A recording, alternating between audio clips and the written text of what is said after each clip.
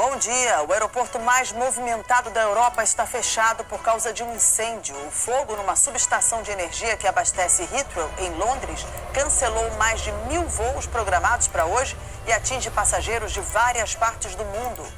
A câmera de um motociclista registrou quando bandidos abriram fogo contra ele num assalto em São Paulo. Coloca a mão no guidão. Mata, fiote. Mata, fiote. Mata! Os ataques contra empresas de internet no Ceará chegam à área central de Fortaleza. Dessa vez, bandidos atearam fogo no carro de técnicos que faziam a manutenção na rede. Com meses de atraso, o Congresso aprovou o orçamento de 2025. Essa aprovação só saiu depois que articuladores do Palácio do Planalto se comprometeram em liberar recursos das emendas parlamentares aprovadas ainda no ano passado. Uma resolução do Conselho Federal de Farmácia vai permitir que farmacêuticos prescrevam remédios a partir do mês que vem, mas associações médicas dizem que a medida é ilegal. Vini Júnior marca nos acréscimos e o Brasil vence a Colômbia. E a festa de lançamento da nova versão da novela Vale Tudo.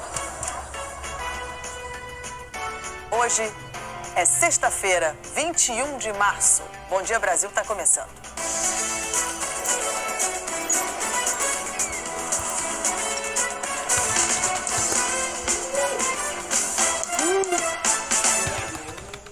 Um dos aeroportos mais movimentados do planeta está fechado por causa de um incêndio numa subestação de energia. É o aeroporto de Heathrow, em Londres. Por isso, vamos começar essa edição indo até lá, ao vivo. Cecília Malan, bom dia para você. Você está perto do aeroporto. Há muitos reflexos por aí em outras partes do mundo, já que Heathrow faz conexão com muitos outros aeroportos.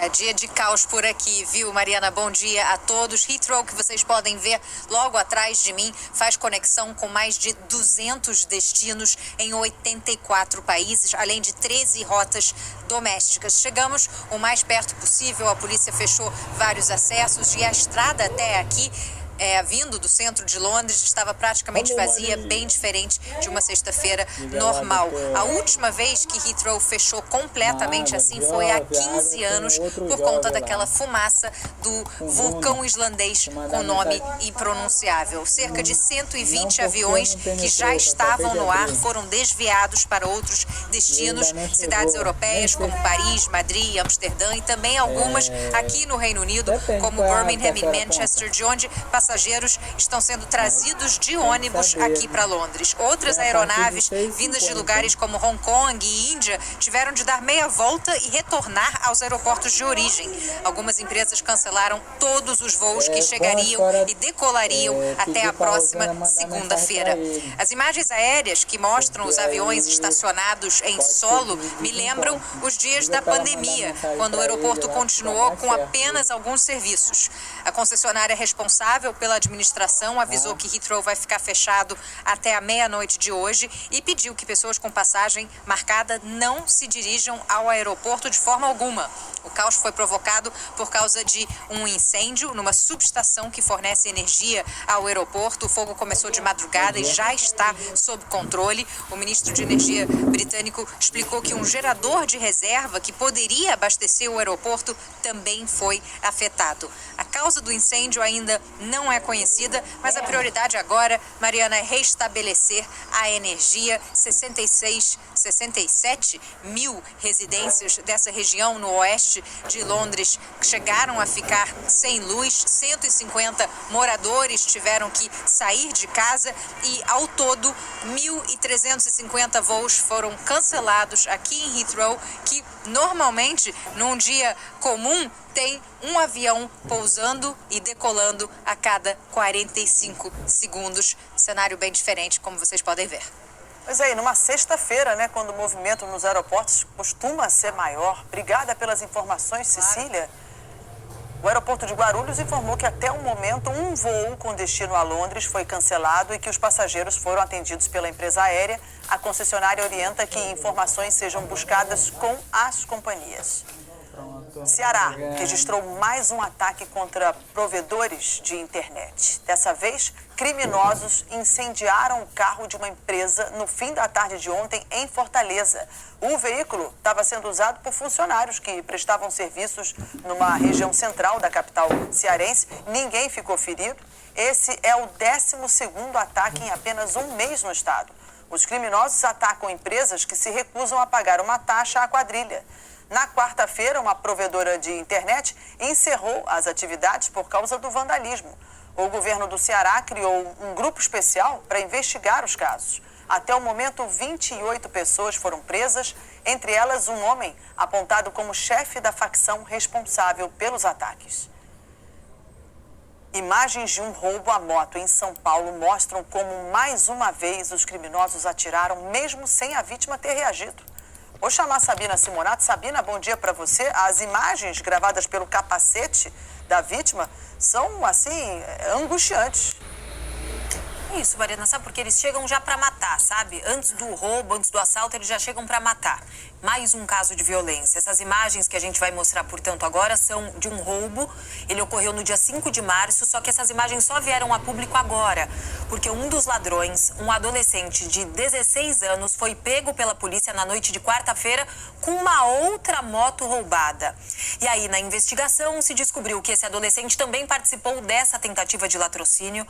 As imagens foram registradas pela câmera no capacete da vítima. É um vigilante de 48 anos que chegava em casa. Vai, continua com a mão no guidão. Mata, fiote. Mata, fiote. Mata! Vocês estão ouvindo? Eles falam, então, continua com a mão no guidão. Mata, mata, mata. Os bandidos chegam numa moto, já foram atirando. O vigilante tenta se proteger, mas acaba baleado. E aí os bandidos fogem.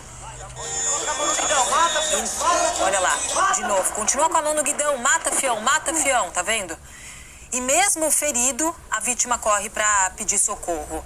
O vigilante foi atingido por 2 tiros, felizmente passa bem depois desse latrocínio, que é o roubo seguido de morte. Mas a situação tá se invertendo, né? Agora eles estão começando a querer atirar já antes de roubar. A moto em que o adolescente foi pego anteontem tinha sido roubada de outra pessoa. Ele foi reconhecido pelas 2 vítimas. Só esse ano, segundo os dados oficiais de latrocínios na capital paulista em janeiro, quando foram registrados 4 casos. Em janeiro do ano passado, esse número era maior, 7. Quando a gente considera o ano todo, 2024 registrou 52 casos de latrocínio contra 43 em 2023 e 63 em 2022. Com você, Mariana. Imagina a angústia, né, desse homem ouvindo o outro bandido falando para matá-lo ali naquele momento. Realmente difícil. Até já, Sabina. Até. Primeiro fim de semana do outono será com a cara da estação no centro-sul do país, com aquelas manhãs geladas, tardes quentes. Quem tem os detalhes pra gente é a Thaís Luquezzi. Bom dia para você, Thaís. Exatamente isso, Mariana. Ótimo dia para você, boa sexta para você também. O dia a gente já começou com 10 graus nas serras no sul do país, mas vai esquentar e essa amplitude térmica é característica do outono. Em Curitiba, hoje o dia começou com 14 graus, mas vai fazer 27, é a mesma máxima de BH. São Paulo e Rio, 29 graus e Porto Alegre varia dos 16 até os 31, é a mesma máxima de Vitória. Essa diferença de temperatura também é consequência da baixa umidade, que hoje atinge toda essa faixa de Mato Grosso do Sul, sul do país, até o interior de São Paulo, onde fica mais crítico. Veja, mas há áreas com risco de temporal hoje também, entre o sul do Tocantins até o Espírito Santo, nessa faixa oeste aqui do Amazonas e Acre, do Pará até o Piauí. Chuva forte que atinge as capitais Belém, São Luís, Brasília e BH. Em Porto Velho, o Rio Madeira está a 80 centímetros para atingir a cota de inundação. Aí na BR-342, a água já invadiu a pista entre as cidades de Nova Mamoré e Guarajá-Mirim. 12 famílias ribeirinhas tiveram que deixar as suas casas. No fim de semana, a gente vai continuar chovendo bastante na região norte e também em áreas do centro-oeste, essa faixa de Mato Grosso do Sul, e aumenta entre São Paulo e Minas Gerais. Há risco de temporal aqui na capital paulista no domingo e no sábado é em Belo Horizonte que os temporais atingem. E a Administração Oceânica e Atmosférica Nacional dos Estados Unidos ainda não confirmou oficialmente o término da Laninha, que é o resfriamento do Pacífico Equatorial. Mas veja, ele começou em dezembro, teve o pico na virada do ano, com pouco menos de 1 grau negativo, mas hoje já está com 0,3 grau positivo, indicando um período de neutralidade. Mas aí a gente vai ficar suscetível à temperatura dos outros oceanos, que ainda estão muito quentes. E a preocupação é enorme com o aumento do nível do mar. Esse fim de semana, Santos, ali na Baixada, vai ficar sem chuva, com 27 graus, Mariana. Obrigada, Thaís. Bom dia para você. Algas marinhas que podem ser prejudiciais à saúde tomaram 6 praias de uma região turística do Pará. O enorme tapete de algas marinhas mudou a paisagem de Salinópolis, no litoral do Pará. Toneladas da espécie sargaço ocupam mais de 20 quilômetros de faixa de areia. Dona Socorro veio passear com a família e foi surpreendida. Encontramos a praia com essas algas vermelhas, né? Eu nunca tinha visto, principalmente aqui, né? Fora da água salgada do Oceano Atlântico e em contato prolongado com a luz do sol, essa alga acaba exalando um cheiro desagradável. Uma das explicações para esse forte odor são animais mortos debaixo do sargaço. A prefeitura alerta que o sargaço pode causar irritação respiratória e que o banho de mar não é recomendado. A praia mais afetada é a do Atalaia, muito frequentada por turistas. As algas começaram a surgir no domingo e estão se acumulando. A prefeitura tem usado caminhões para retirar parte do material. Especialistas explicam que correntes marinhas trazem o sargaço do Caribe, mas que o aquecimento das águas do oceano pode ter intensificado o fenômeno. São fatores multifatoriais, pode ser a própria mudança climática, que muda as correntes oceânicas, processos de ressurgência.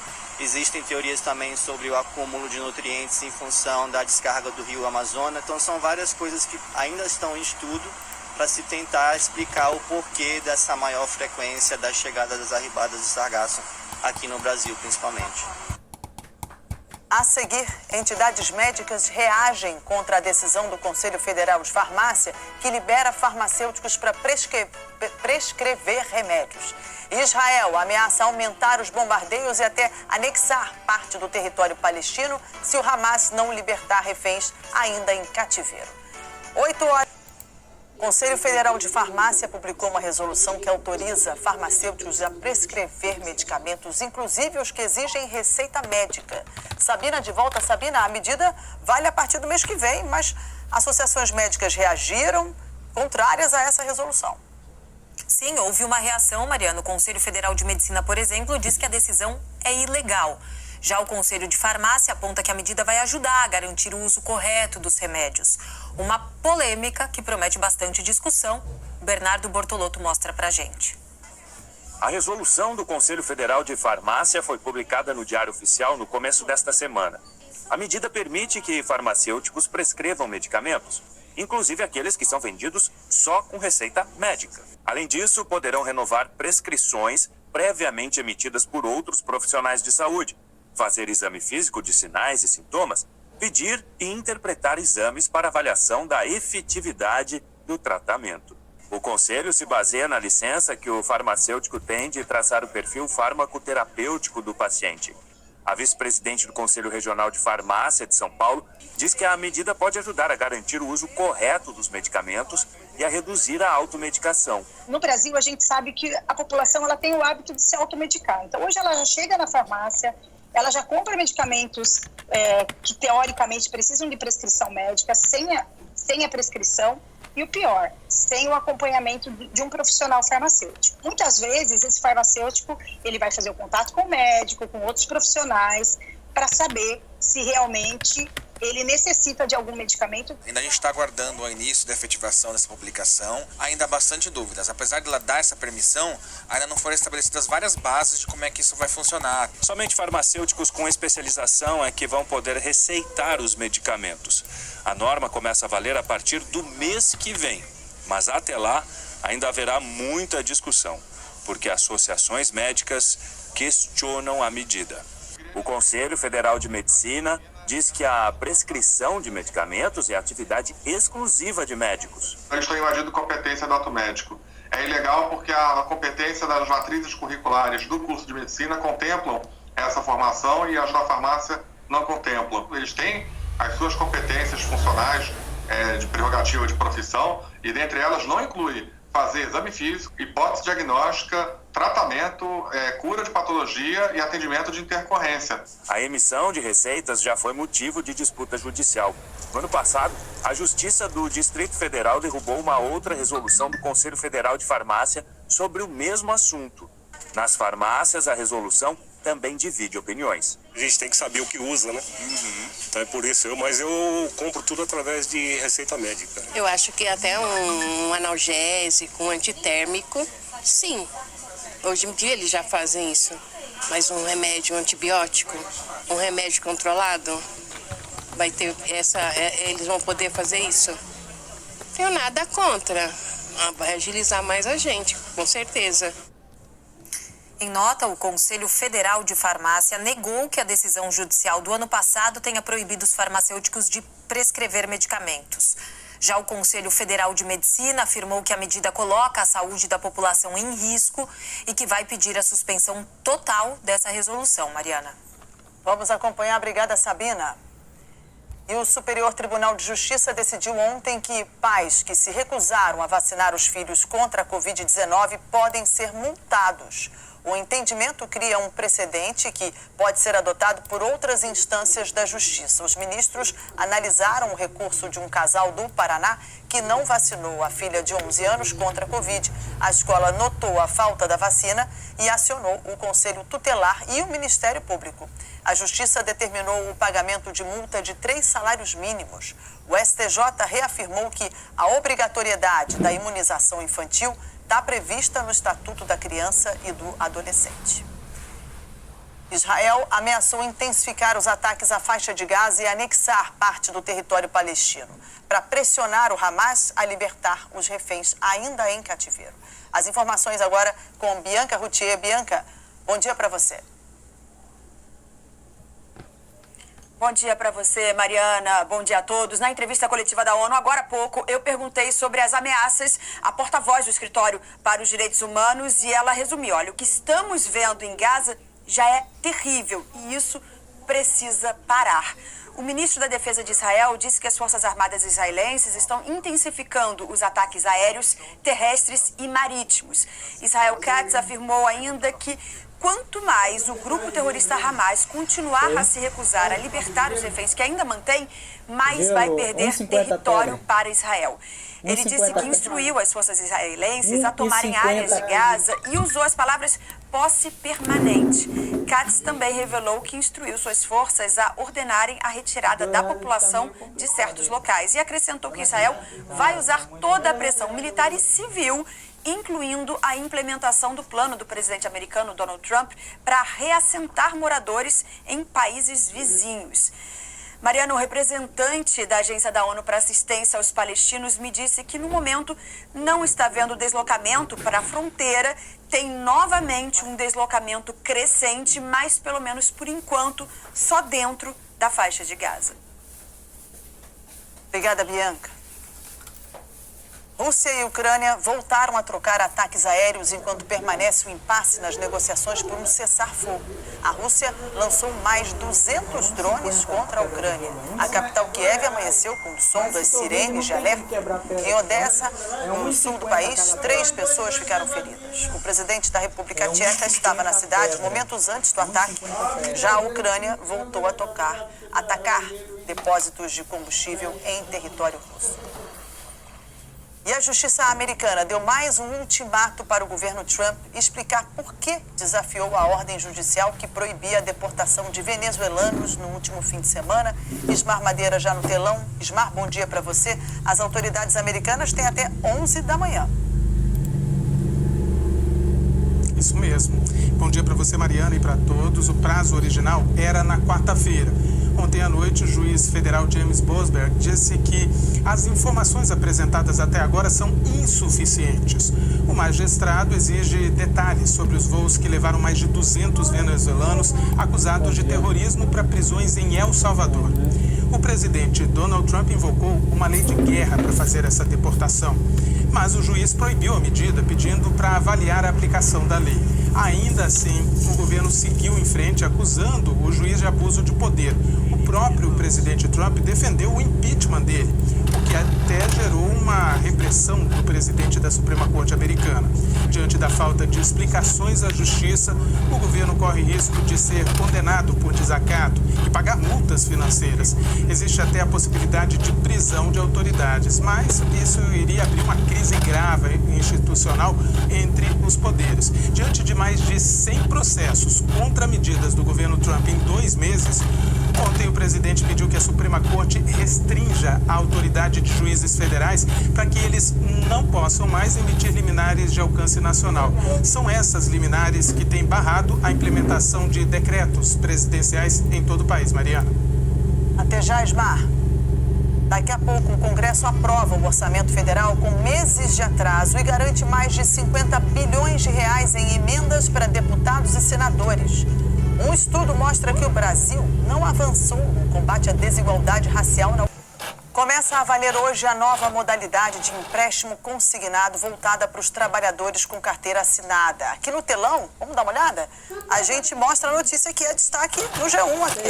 A reportagem dá as principais informações sobre esse empréstimo, como o público-alvo que também vale para empregados rurais e domésticos e microempreendedores individuais, e sobre a novidade na forma de contratação que será feita pelo aplicativo Carteira de Trabalho Digital. Estou rolando para você dar uma olhada aqui, ó, as ofertas dos bancos vão aparecer em até 24 horas depois que o trabalhador autorizar o uso dos dados. A gente tem aqui as principais dúvidas também. Nessa modalidade, se a pessoa for demitida pode usar até 10% do saldo do FGTS e 100% da multa rescisória. QR Code está na tela? Você quer olhar essa reportagem? Ela te leva direto para essa reportagem do G1. Aí o QR Code, só você mirar a câmera do seu celular. A medida provisória que criou esse consignado ainda precisa ser votada pelo Congresso em até 4 meses para continuar valendo. E depois de uma negociação arrastada por 3 meses, finalmente o Congresso aprovou o orçamento desse ano. Mas deixou muitas dúvidas, principalmente como a conta vai fechar no azul. Já que os gastos aumentaram, a previsão de arrecadação está menor. O orçamento traz projeção, a gente vê no telão, projeção de um superávit de arrecadação maior do que as despesas de 15 bilhões de reais. A estimativa do salário mínimo é de R$ 1.518 e para o reajuste do salário dos servidores públicos e para a realização de novos concursos foram reservados quase 28 bilhões de reais. Teve também aumento de verba em programas populares, mas são as emendas parlamentares que vão definir os gastos do orçamento desse ano. 50 bilhões de reais. E desse total, aumentou a parcela que o governo é obrigado a pagar. O Fred já está no telão. Fred, bom dia para você. Fora isso, o governo federal liberou o pagamento de emendas para garantir a aprovação do orçamento. Oi, Mariana, bom dia para você, bom dia a todos. Pois é, e foram justamente as emendas parlamentares que travaram a aprovação do orçamento no ano passado. O governo vai anunciar nos próximos dias um cronograma para o pagamento dessas emendas. Aprovado o orçamento, o governo agora não terá mais restrições para bancar as despesas e os programas deste ano. E segue agora para a sanção do presidente Lula. O principal programa social do governo, o Bolsa Família, terá menos recursos este ano do que em 2024.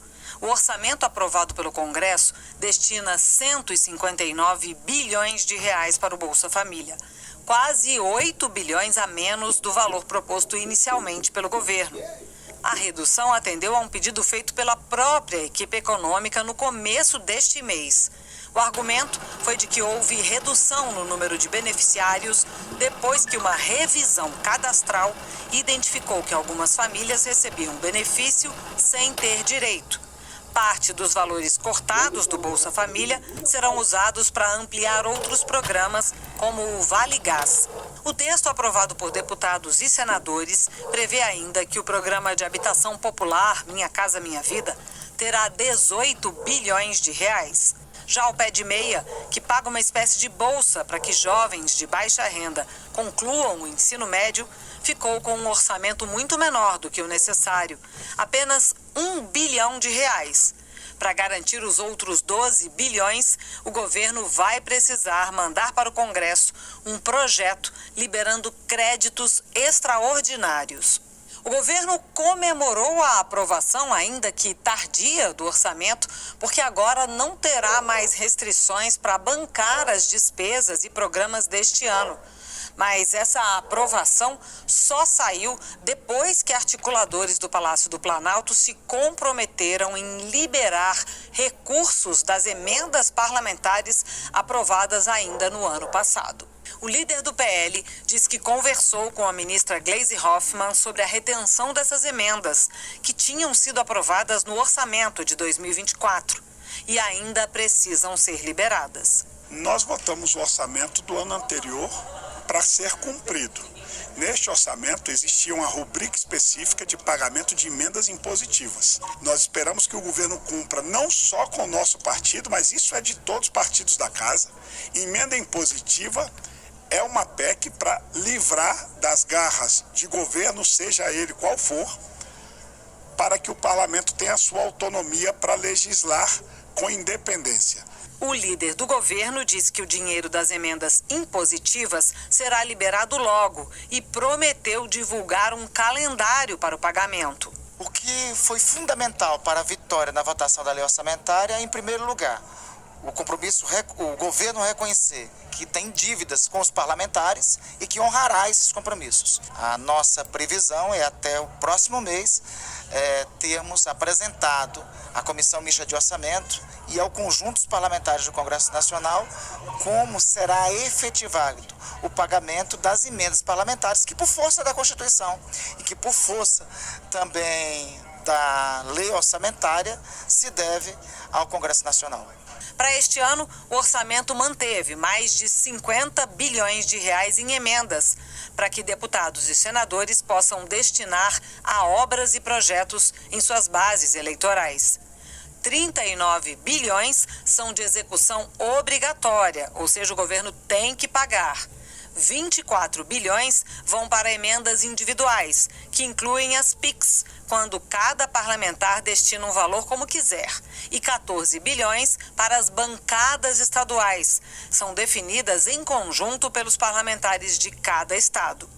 Já as emendas de comissão, que não são obrigatórias e dependem da liberação do governo, receberão 11 bilhões de reais. Indicadas por colegiados no Congresso, essas emendas estão no centro do embate entre o Parlamento e o Supremo.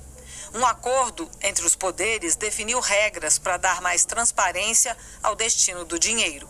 O presidente do Congresso, o senador Davi Alcolumbre, do União Brasil, disse ontem que a aprovação do orçamento foi um trabalho coletivo.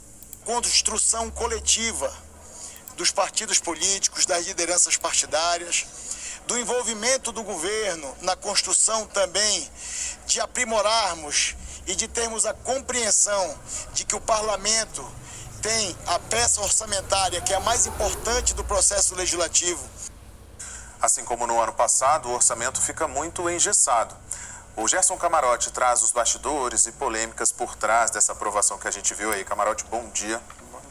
De novo, as emendas de gasto obrigatório e definidas por parlamentares têm mais recursos que os ministérios. Pois é, isso é impressionante, né, Fred? Bom dia a você, bom dia a todos. Essas emendas parlamentares, elas se transformaram numa espécie de feudo do Congresso Nacional dentro do orçamento. O orçamento que deveria priorizar ações estratégicas do país. Mas esse orçamento você tem um naco, não é um naco qualquer, de 50 bilhões de reais, que fica na pulverização dessas emendas parlamentares. Essa é a primeira questão. O repórter Pedro Figueiredo traz ainda uma notícia que chama atenção. Por quê? Porque além desses 50 bi, quase 9 bilhões de reais a mais entrou numa negociação que tinha um teto do Supremo Tribunal Federal para essas chamadas emendas de comissão, na ordem de 11 bilhões de reais, mas o Congresso acabou negociando dentro do orçamento do próprio governo mais espaço para demandas parlamentares na forma do orçamento dos ministérios. E a outra questão que chama a atenção é o seguinte, ora, Isso já poderia ter sido votado desde o final do ano passado. E ficou tanto tempo esperando, por quê? Porque não saía a liberação de emendas ainda do orçamento anterior. Então, só com esse tipo de negociação é que acabou o orçamento sendo votado. Aí, com um grande acordo, votou tudo ontem. Camarote, bom dia para você. Demorou para aprovar e o orçamento ainda traz muitas dúvidas. Pode virar uma peça de ficção.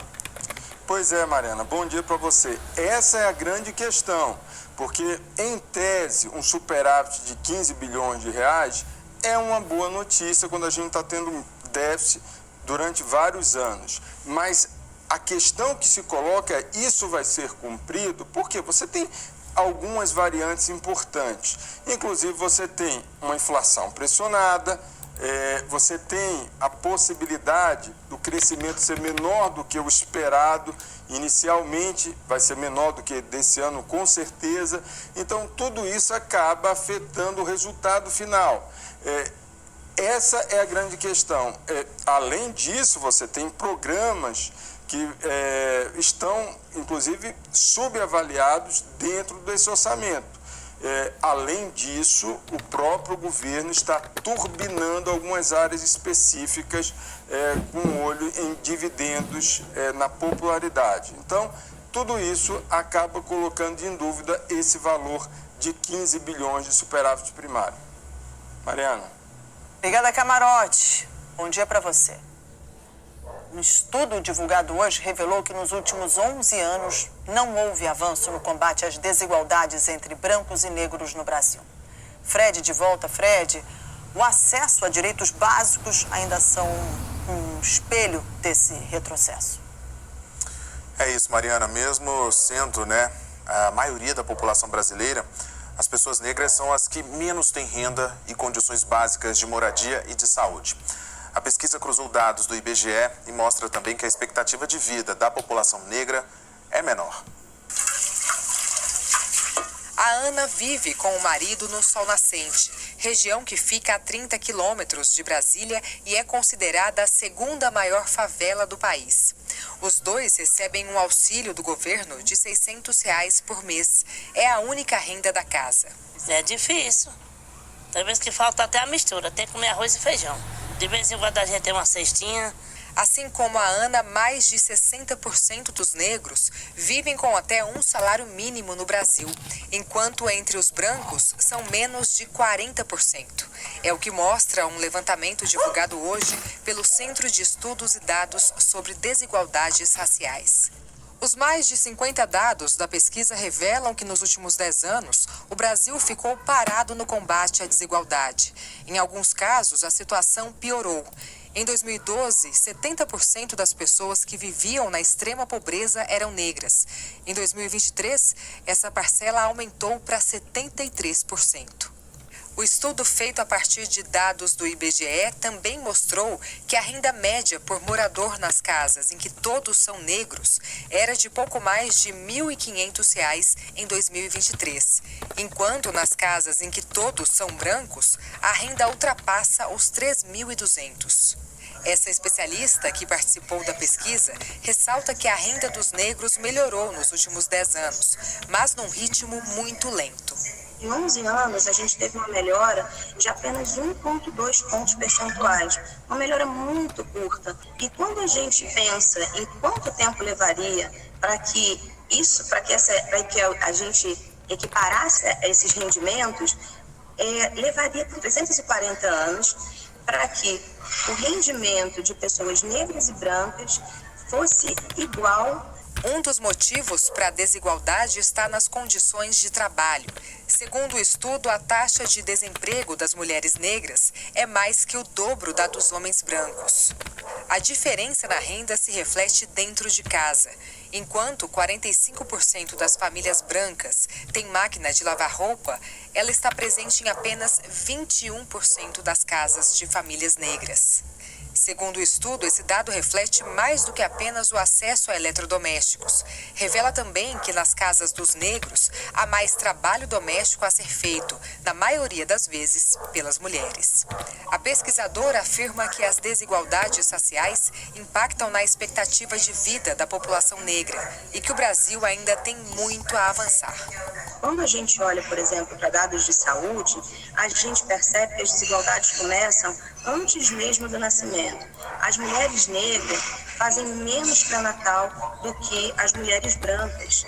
É uma gravidez que é acompanhada de uma forma diferente. Crianças negras fazem 25% menos teste do olhinho e teste da orelhinha até os 2 anos.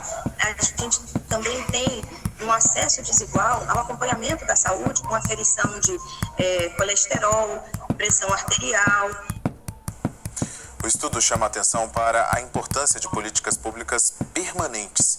A desigualdade leva a fatores de riscos como o trabalho infantil, gravidez precoce, baixa escolaridade e insegurança alimentar.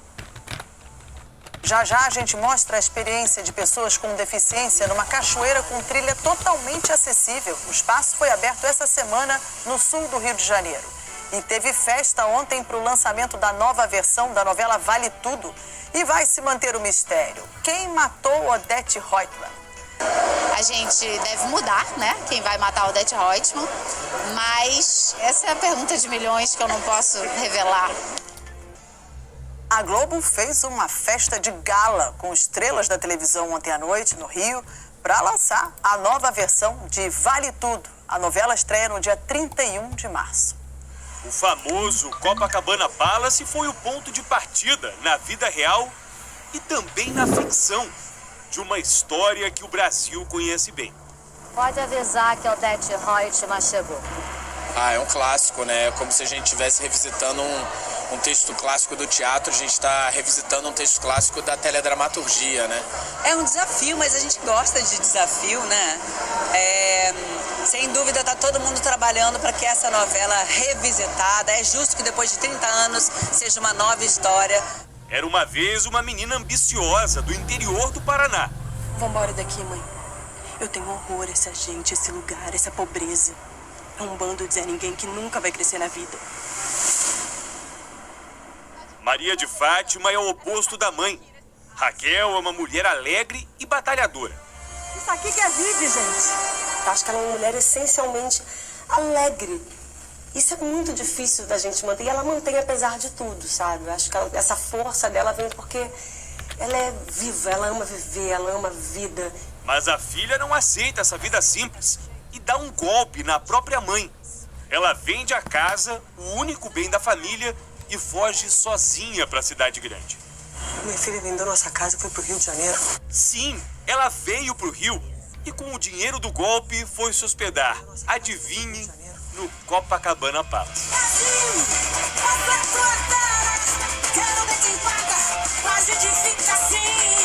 Pra mim tá sendo muito interessante como atriz também poder construir uma personagem com tantas camadas e que é tão icônica na história da dramaturgia brasileira. Ontem à noite, o famoso hotel serviu de palco para a festa de lançamento da nova versão de Vale Tudo.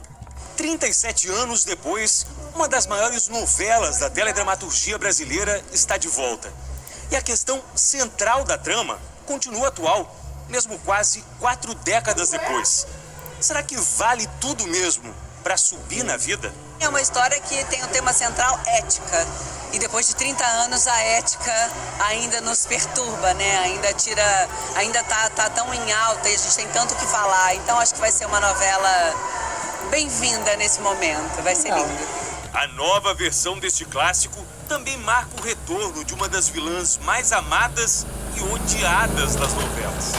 Quanto menos eu ouvi falar português, meu bem, melhor. Na primeira versão, de 1988, uma pergunta parou o Brasil. Quem matou Odete Roitman?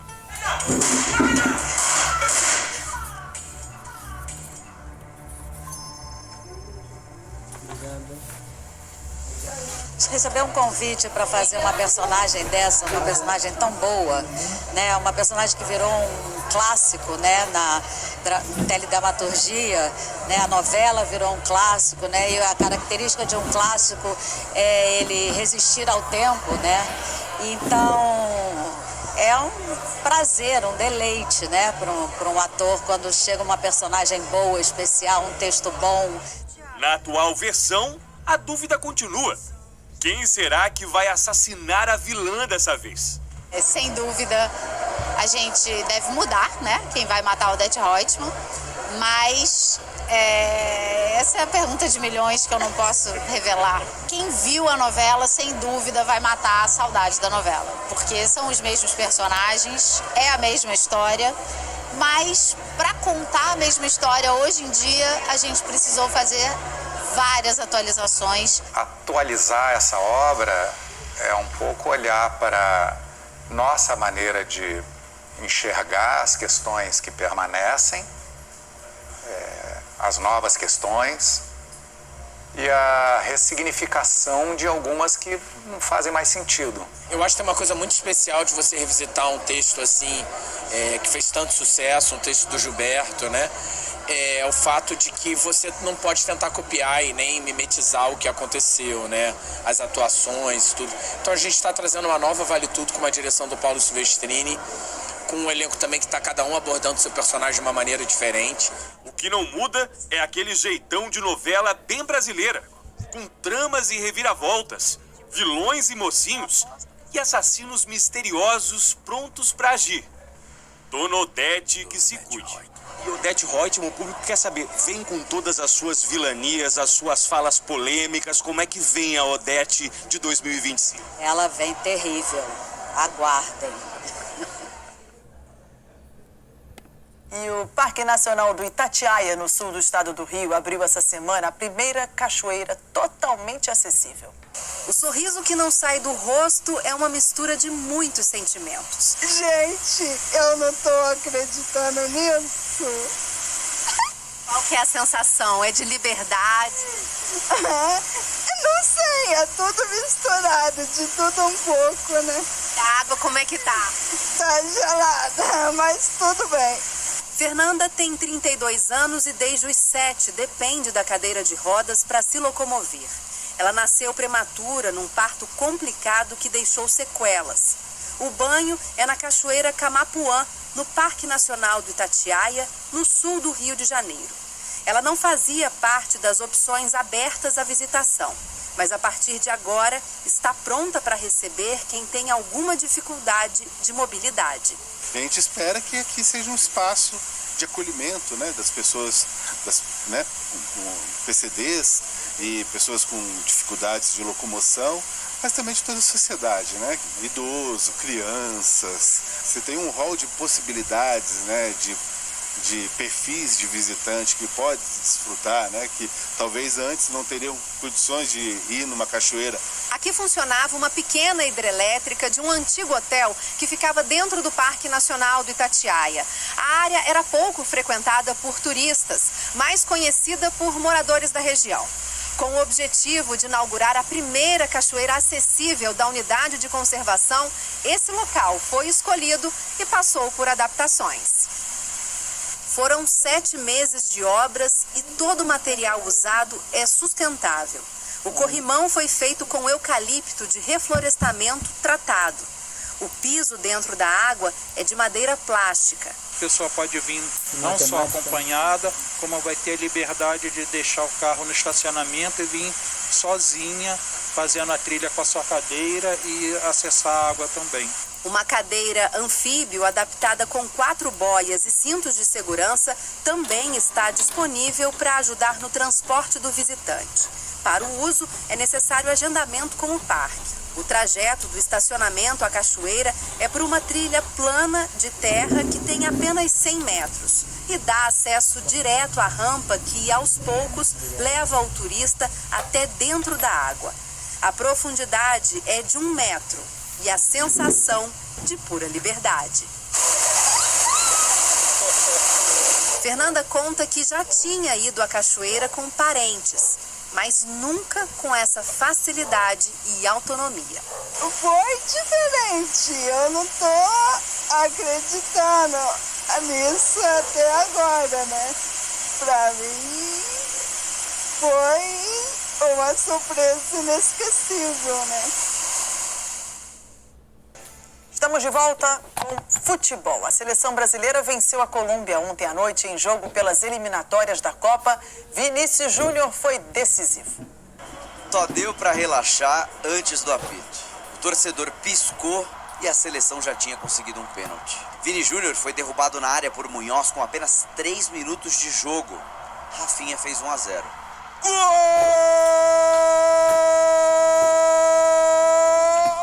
Foi um começo promissor, mas durou pouco. A Colômbia empurrou o Brasil para trás. Gerson não aguentou o ritmo e sentiu a coxa. Foi substituído por Joelinton. Frio, o volante vacilou na entrada da área. E Luiz Dias não desperdiçou. 1-1. Pro Luiz Dias, que bola perigosa! Gol da Colômbia!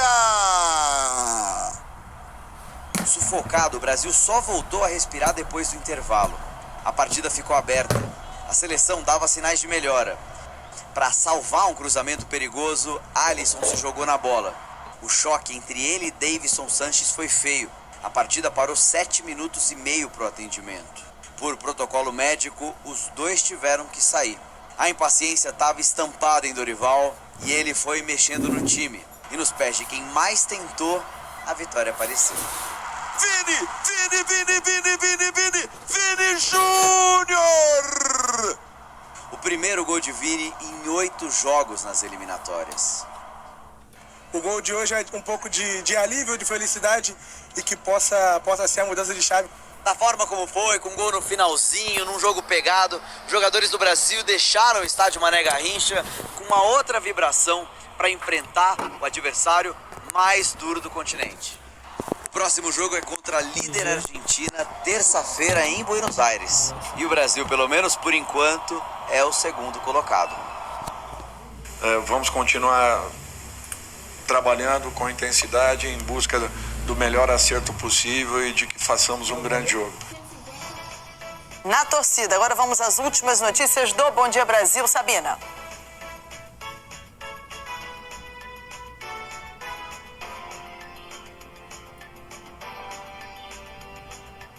A gente está com um problema no áudio da Sabina. Vamos com o Fred. Vamos lá então, aqui em Brasília, o Supremo Tribunal Federal formou maioria para decidir pelo fim da chamada presunção de boa-fé no comércio de ouro dos garimpos. A norma atual permite que compradores de ouro retirado dos garimpos apresentem como garantia de procedência apenas a palavra do garimpeiro de que a extração foi feita em área legal, ficando isentos de responsabilidade. Bom fim de semana a todos. Agora a gente volta com a Sabina. Vamos lá então, falávamos do aniversário da represa Billings, uma das represas mais importantes da região metropolitana há 100 anos. Ela é responsável por 11% da produção de água para o abastecimento da Grande São Paulo e a grande discussão nessa data é a preservação do manancial. Olha, prefeituras e entidades se reúnem para debater ações de proteção e defesa da Billings e ainda de educação climática e planejamento urbano, discussões muito mais do que necessárias, né? Bom fim de semana para todo mundo. Depois de 2 anos de guerra civil, o Exército Regular do Sudão retomou o Palácio Presidencial na capital Khartoum. Nas últimas semanas, o exército sudanês vem ganhando terreno na capital em batalhas contra as forças de apoio rápido, o grupo armado que iniciou o conflito. Essa guerra provoca a maior crise humanitária da atualidade, segundo as Nações Unidas. Um ótimo fim de semana para todo mundo. Aqui nos Estados Unidos, Elon Musk, que comanda o departamento responsável por cortar gastos do governo federal americano, tem uma reunião prevista hoje no Departamento de Defesa. A imprensa americana afirma que ele vai receber informações sobre um possível plano de guerra contra a China, mas o presidente Donald Trump negou que a China vai ser mencionada. O acesso de Musk a informações confidenciais do governo americano tem sido alvo de críticas. Nós vamos continuar acompanhando. Um bom fim de semana para todos. Bom fim de semana para vocês. Bom Dia Brasil terminou. Ótima sexta-feira para você. Bom fim de semana também. Você fica agora com o encontro com a Patrícia Poeta. Até a próxima.